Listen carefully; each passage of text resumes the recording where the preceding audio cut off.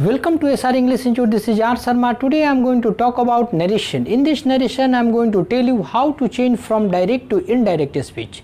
आज मैं narration में डायरेक्ट से इनडायरेक्ट स्पीच में कैसे बदला जाता है इससे सिखाने वाला हूँ. तो लेट्स स्टार्ट दिस नरेशन.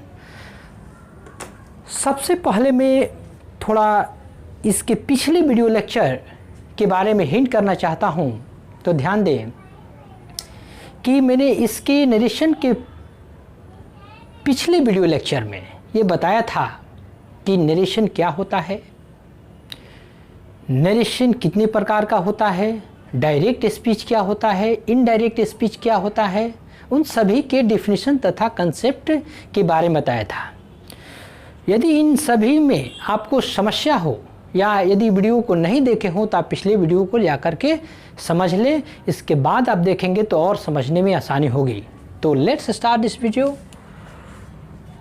ध्यान दें, सबसे पहले मैं स्टार्ट करने के पहले एक एग्जाम्पल को लेता हूं और एग्जाम्पल से समझने से हमें प्रैक्टिकल ज्ञान होगा और उसका कंसेप्ट क्लियर हो जाएगा. तो ध्यान दें, हम यहाँ ले रहे हैं ही सेड टू मी या he said to Rita I am ready to do today.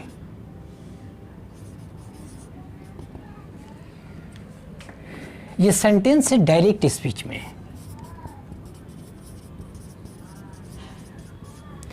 ये कह रहा है कि ही सेड टू, उसने सीता से कहा कि I am ready to do today, मैं आज करने के लिए तैयार हूं. अब हम लोग इसे इनडायरेक्ट में बदलेंगे. तो इनडायरेक्ट में बदलने के पहले हम लोग कुछ बुनियादी बातों को समझ लें. तो ध्यान रखें कि जो डबल इसमें देखें कि दो सेंटेंस है. एक सेंटेंस कॉमा के पहले रखा गया है, एक सेंटेंस जो है वो डबल इन्वर्टेड कॉमा, ये डबल इन्वर्टेड कॉमा है उसके अंदर में रखा गया है. तो जो कॉमा की पहले रखा गया सेंटेंस होगा उसमें के वर्ब को यदि बात करें तो इस वर्ब को कहते हैं रिपोर्टिंग वर्ब. और यदि पूरे सेंटेंस की बात को कहें जो कॉमा के पहले है उस सेंटेंस को कहते हैं रिपोर्टिंग स्पीच. फिर से समझें, कॉमा के पहले वाले सेंटेंस में जो वर्ब रहेगा उसे रिपोर्टिंग वर्ब कहेंगे और उस पूरे सेंटेंस को रिपोर्टिंग स्पीच कहा जाता है. क्योंकि ये बार बार जिक्र होगा रिपोर्टिंग वर्ब, रिपोर्टिंग स्पीच, तो इसलिए हमें जानना ज़रूरी है. अब आते हैं इसमें इस सेंटेंस यानी जो डबल इन्वर्टेड कॉमा के सेंटेंस में वर्ब रहेगा उस वर्ब को कहते हैं रिपोर्टेड स्पीच और पूरे सेंटेंस को कहते हैं रिपोर्टेड स्पीच. यानी जब वर्ब रिपोर्टेड होगा तो सेंटेंस भी रिपोर्टेड होगा और जब इसमें का वर्ब रिपोर्टिंग होगा तो सेंटेंस भी रिपोर्टिंग होगा. तो पूरे सेंटेंस को रिपोर्टेड स्पीच कहा जाता है और उसके पार्टिकुलर वर्ब को रिपोर्टिंग वर्ब कहा जाता है. इसमें भी वैसा ही उसमें के यानी रिपोर्टेड स्पीच पूरे सेंटेंस को कहा जाता है और रिपोर्टेड स्पीच के अंदर के जो वर्ब दिया होता है उसे रिपोर्टेड वर्ब कहा जाता है. अब हम लोग चेंज करने के लिए थोड़ा स्पष्ट करेंगे बात को. तो इसको हम लोग चेंज करें, इसको हम लिख सकते हैं डायरेक्ट स्पीच. यानी डायरेक्ट स्पीच है भी डायरेक्ट स्पीच में ये सेंटेंस है. इससे जब हम इनडायरेक्ट स्पीच में बदलते हैं तो ध्यान रखिए सब्जेक्ट को जीव का त्यों उतार देते हैं. इसमें कभी भी कोई बदलाव नहीं किया जाता है. सेड को टोल्ड में बदल दिया जाता है, ऐसा रूल्स है और रूल्स को आगे बताया जाएगा। ध्यान रखें, यदि इसके बाद टू हो, जब टूल बदलते हैं तो ध्यान रखें सेड अपने बाद टू लेता है, टूल अपने बाद टू नहीं लेता है, तो टू को हटा दिया जाता है और जो ऑब्जेक्ट रहता है उसे ज्यों का त्यों लिख दिया जाता है। कभी कभी ऑब्जेक्ट नहीं रहता है तो ऐसे में जो यहाँ पर भाव दिया रहेगा वो सेम आ जाता है। जैसे टू रीता नहीं रहता तो यह डायरेक्ट यहाँ पर सेड हो जाता है। और डबल इन्वर्टेड कॉमा के बदले में हम लोग असर्टिव सेंटेंस अगला रहता है तो डैट का प्रयोग करते हैं, इंटरोगेटिव रहता है तो इफ या वेदर का प्रयोग करते हैं, WH question word of sentence रहता है तो ऐसी स्थिति में वहाँ पर WH क्वेश्चन वर्ड ही होता है डबल इन्वर्टेड कॉमा के बदले में। और भी रूल्स हैं, इंपेरेटिव सेंटेंस होता है तो उसमें टू जोड़ दिया जाता है, ऐसा रूल्स आपको दिया जाएगा। तो यहाँ पर हमारा असर्टिव सेंटेंस में है यानी स्वीकारात्मक सेंटेंस में है इसलिए डैट का प्रयोग हुआ। और यहाँ देखेंगे फर्स्ट पर्सन को सब्जेक्ट के अनुसार बदल दिया जाता है, यानी फर्स्ट पर्सन आई है तो हमारा सब्जेक्ट ही है, तो जिस पोजीशन में यह सब्जेक्ट रहेगा उसी पोजीशन में हम इसमें के जो भी प्रोनाउन है उसे रखेंगे। यानी सब्जेक्टिव केस या कर्ता कारक में है तो इसको भी जब इसके अनुसार बदल रहा है तो इस वर्ड को कर्ता कारक में ही बदलेंगे, यानी कि ये वर्ड खुद कर्ता कारक में है। कभी कभी होता है कि फर्स्ट पर्सन ऐसे सब्जेक्ट के रूप में तो हमेशा रहता है, कभी कभी ऑब्जेक्ट में कोई ऑब्जेक्टिव रूप में होता है तो उससे बदलना पड़ता है, तो ऐसे में वो सेकंड पर्सन के आधार पर किया जाता है, वो आगे रूल्स में बताया जाएगा। तो he told Sita that he am वहाँ यहाँ पर दिया है, तो यदि ये रिपोर्टिंग स्पीच पास्ट टेंस में दिया हो या रिपोर्टिंग स्पीच का वर्ब से पता चलेगा कि पास्ट में है या प्रेजेंट में है या फ्यूचर टेंस में है।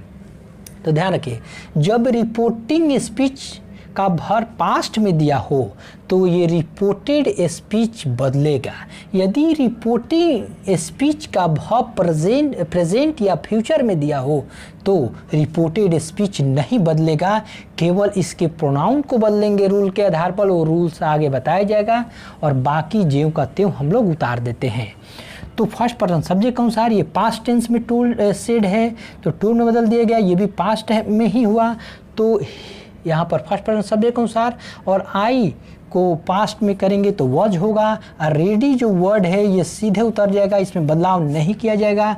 टू डू है तो ये भी वहीं उतर जाएगा और टुडे है तो डैट डे में बदल जाएगा, क्योंकि नज़दीकी सूचक शब्द को दूर सूचक शब्द में बदल दिया जाता है।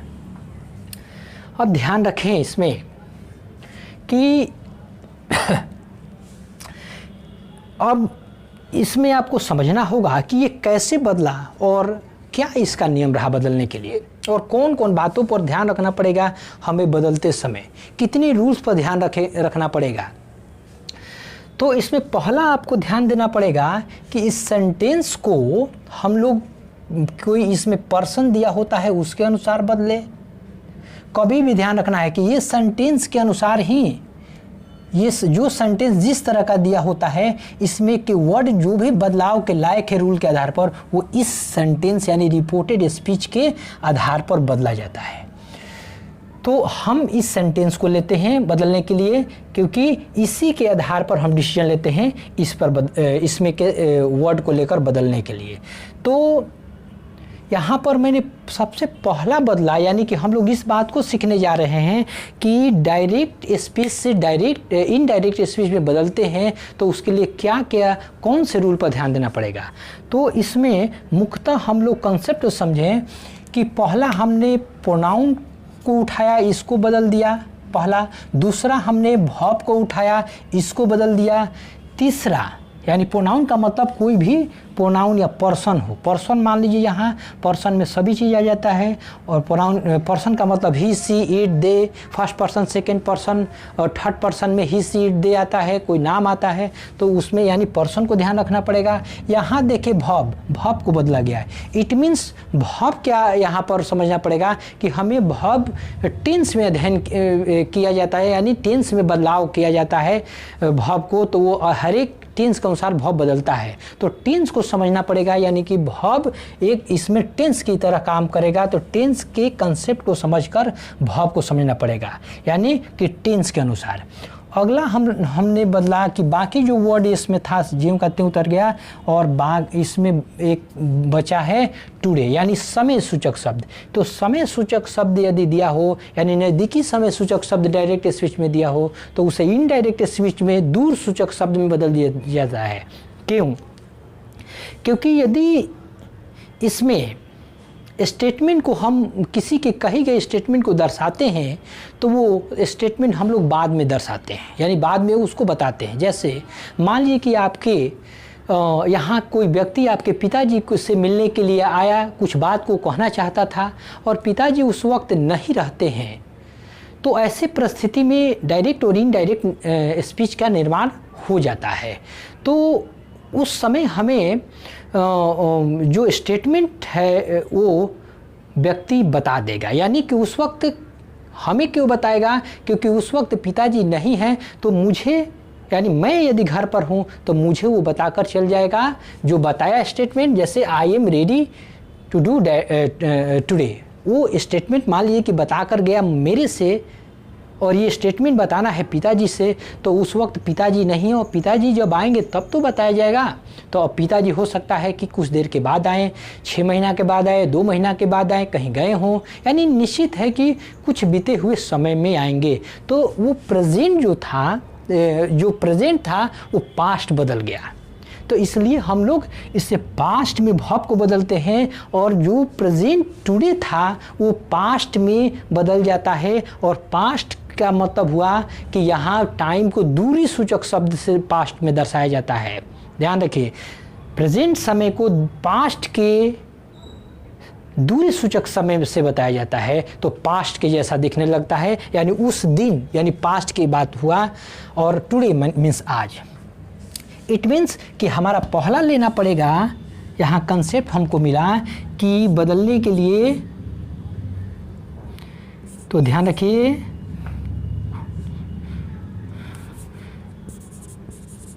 Rules about changing direct to indirect speech, यानी डायरेक्ट से इनडायरेक्ट स्पीच फ्रॉम यहाँ देना होगा में बदलने का रूल का जो कंसेप्ट हमें मिला, वो कंसेप्ट हमारा पहला मिला कि हमें बदलना होगा पर्सन को। तो to change according to person के अनुसार हमें डायरेक्ट से इनडायरेक्ट स्पीच में बदलना पड़ेगा किसी सेंटेंस को। दूसरा तरीका हमें मिला कि यहाँ पर वर्ब मिला, यानी वर्ब इसमें टेंस के अनुसार समझा जाएगा। तो to change according to time and tense, यानी टाइम और टेंस के अनुसार बदलना हम लोग को सीखना पड़ेगा, यानी बदलना है। और थर्ड तरीका आपको समझना पड़ेगा टू चेंज, यानी according to the other parts of speech, अन्य पार्ट्स ऑफ स्पीच के अनुसार समझना पड़ेगा। अन्य पार्ट्स ऑफ स्पीच में टाइम सूचक शब्द आएगा, और टेंस में हमारा वर्ब आएगा, और पर्सन में कोई पर्सन आएगा, यानी ही, she, it, they, we, you, कोई नाम वो पर्सन में होगा। तो यहाँ हमें फर्स्ट जो तरीका है पर्सन के अनुसार बदलना है, तो पर्सन को हम लोग सीखेंगे। फर्स्ट वन जो तरीका है टू चेंज, या यहाँ कर दीजिए हाउ टू चेंज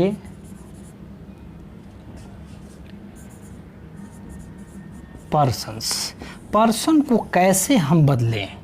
तो पर्सन को बदलने के लिए हमें कुछ रूल्स को समझना पड़ेगा। जो रूल ये शॉर्ट में है 1 2 3 का, इसको आप समझें। 1 2 3 का मतलब हुआ, ये 1 का मतलब फर्स्ट पर्सन सब्जेक्ट के अनुसार, सेकेंड पर्सन ऑब्जेक्ट के अनुसार, और थर्ड पर्सन में नो चेंजिंग, यानी कोई बदलाव नहीं। यदि ये रिपोर्टेड स्पीच में पर्सन दिया हो, फर्स्ट पर्सन हो या सेकंड पर्सन या थर्ड पर्सन में कोई भी प्रोनाउन या नाउन दिया हो, तो इसे रिपोर्टिंग स्पीच के अनुसार, रिपोर्टिंग स्पीच के अनुसार बदलना है।